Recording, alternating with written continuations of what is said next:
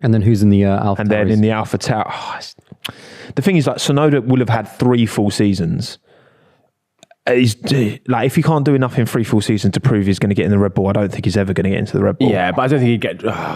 It's actually a difficult one, isn't it? Because like I don't think I could ever imagine Checo in a... Obviously, I think that's one part of this equation that's just like not possible, is Checo being in an AlphaTauri. Oh yeah, no. If Checo comes on the market, he's more likely to go to like Sauber. Or even he'd just retire. He'd just say, call a line under it and go, I'm not going that far back. He's quite old now as well. So. That was his shot. He's had his Red Bull shot, and it's not paid off. Because trust me, like, yes, he's not showing himself in the best light now in a top team, but let's not get it twisted. This is a quality midfield driver. This is someone that in an Aston Martin or a McLaren could do a seriously good job, maybe even score podiums. Yep. It's just that pressure of race-winning cars. Environment. But, yeah, we saw what he could do in the Racing Point. So if he comes on the market, I mean, the likes of, I think, Alpine might even want to go for him. The likes of Haas will definitely want to go for him. So yeah, I think he will have options. But again, Niran, who do you think then? Both Red Bull and also an AlphaTauri. Is Max going to still be there next year? Oh man, will they lock him down to a new contract?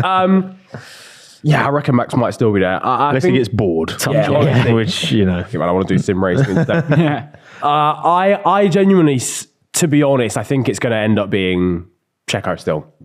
I'm not going to lie. Just because unless Daniel Ricciardo really, really proves himself, I just don't know if I see the potential for him to impress them enough especially now what could end up only being 7 races, for them to make a drastic call like that. In one of the worst cars on the grid.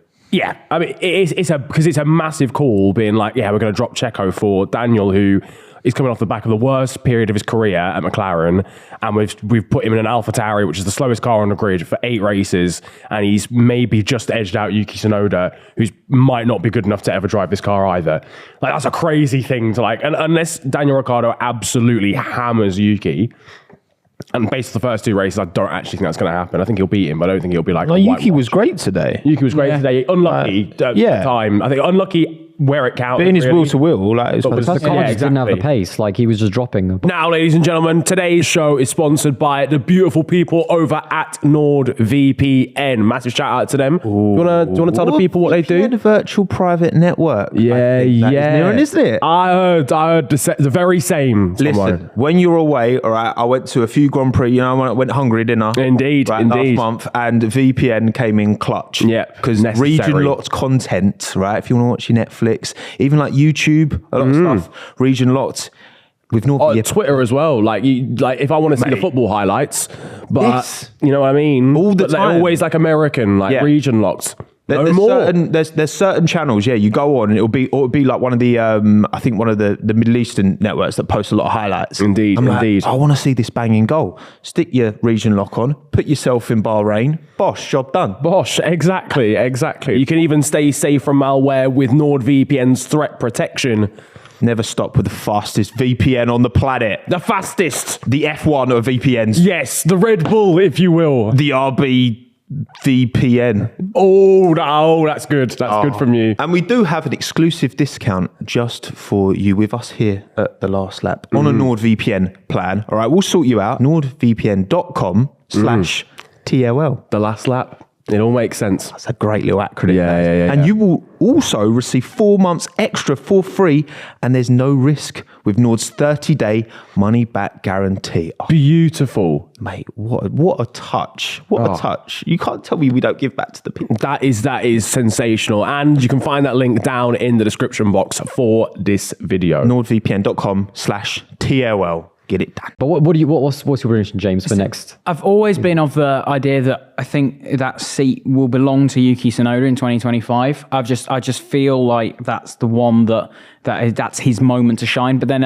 when you come to think about it, that's 4 complete years at AlphaTauri, and almost someone like even Gasly and Kvyat, they didn't even do that long, but they were there for some time. So I think I do just see them sticking with Perez. There's no reason to upset the apple cart at this stage, and I know they'd be naive not to assume that other teams would catch up. But at the same time, their advantage is so great that even then, they shouldn't have that much trouble, especially with the way Max is driving. That they might be okay. So they've got a difficult balancing act. But I definitely would be shocked if Perez was out at the end of 2020. One thing as well, like as far as I'm aware, all of the Red Bull drivers, both Red Bull Racing and AlphaTauri, are contracted to Red Bull, like the parent company Red Bull, and then they loan the drivers out to the teams.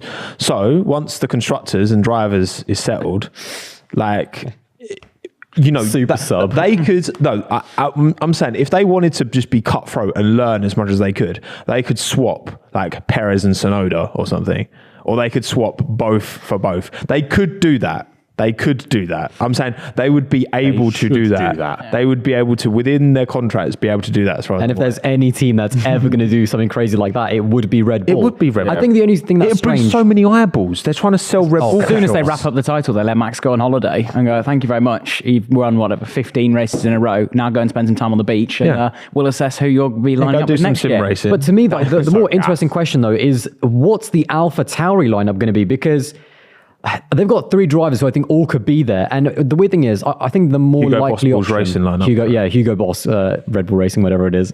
But the thing is, how... To me, it almost doesn't make sense to have Ricciardo and Tsunoda there. It's got to be, to me, either one or the other who could potentially be the next in line for Red Bull. And then you get the junior, Liam Lawson in there as well to kind of get the conveyor belt running. If you're not going to give Ricciardo the seat next year at Red Bull, then what's the point in keeping him about? Like, and that's what I mean in terms of like, if he beats... I think just... But he still has to prove himself, though. Yeah, what happens if Yuki beats him? But at the end of the day, if he doesn't thrash Yuki, again, I don't think he will, like... But I can't see Ricciardo doing any worse a job than Checo. I'm sorry, I can't. Like... Checo is doing a really bad job. The gap is huge. But then what about if Tsunoda? What about if Tsunoda beats Ricciardo? How do you then drop Yuki? Well, I think that's Ricciardo's ultimatum, isn't it? Yeah, he's got to beat Yuki Tsunoda. Yeah, which I think he will. I think he will over the. I'm backing Yuki with the injury, right? It depends. Yeah, it's hard with Yuki because I do think I'll back it. I think Yuki's done more than enough to prove like is a capable. And he deserves to be in this sport. I think you could argue like he took a bit like he was a slow burner.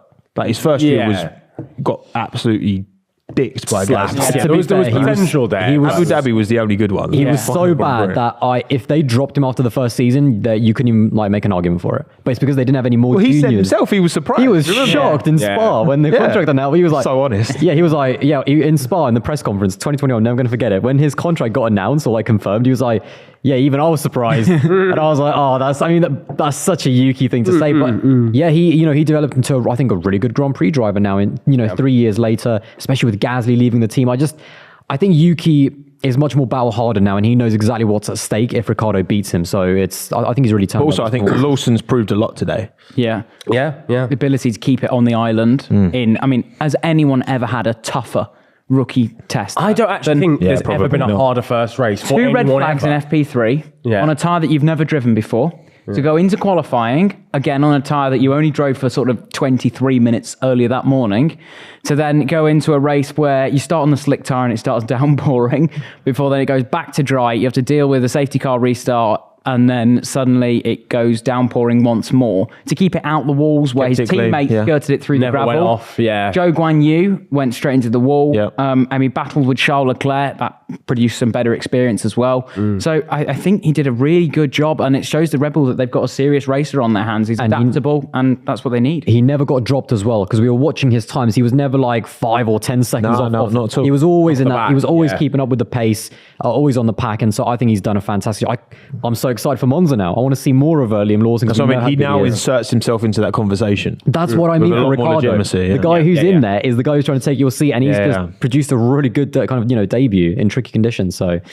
Yeah, and he's got 6 weeks as well, because he's been racing in Japanese Super Formula, and he's second or third in the standings there after he had an incident at Twin Ring Motegi last week, a big one. Yeah. But even then, he's still in the hunt, and with 2 races to go, they're not on for another at least 6 weeks' time. So he is available. Yeah, because the finale's during the Mexican Grand Prix. Imagine the Formula One calendar just went Vegas, and it was like, right, okay, everyone knows. We'll see you in 2 months, lads. Final race of the season, Abu Dhabi. Yeah, all right, cool. There was something like that in Formula 2. Was it 2021? It was when they played stupid calendar. Where there was like a 2-month break. I think we came back to like 3 races a weekend or something, and it was just it ended up just. It did not. Yeah, because if need be, he could do Italy, Singapore, Japan, Qatar, US, as in Japan, him around there after Super Formula as well, win. the experience there. Yeah. Win the Grand And Prix. the finales at it's a double header at Suzuka as well. So Brilliant. Yeah, a big performance from Liam Lawson. I'm excited to see.